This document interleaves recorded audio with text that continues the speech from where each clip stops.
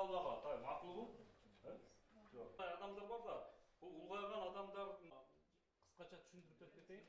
Бул изилдөөнүн натыйжасын презентациясын мен кылам. Чыгат, алар үчүн жергиликтүү өкмөт ушул өнүгүп жаткан өлкөгө же өнүк 1-2 небере болсо, мен түшүнөм, мындай жакшы небере да.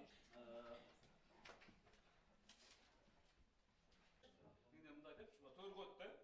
Алыңыз,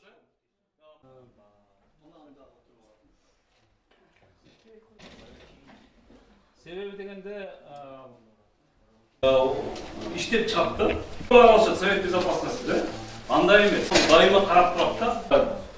Достойная жизнь деп коет. Ошо жөндөчү. Халктын көбөйүшү, миграция жана тамак азыктардын баасы, кары адамдардын саны көбөйүп кеткен. Конкуренция жашаш керек. Качественный жашаш керек. Сиз барып кымбат сатып алыш керек. Базар эмнеге бул иш-чараны өткөзүп жатабыз? Себеби дегенде бул мындайда элдер жылдан жылга эгерде мурда өнүккөн өлкөлөрдө жашы улгайган адамдардын саны көбөйүп аткан болсо, 2000-жылдан баштап өнүгүп бара жаткан жана өнүккөн өтө жакшы өнүккөн эмес өлкөлөрдө дагы ушу жашы улгайган адамдардын саны көбөйүп жатат. 60-65 жаштан жогору адамдардынчы.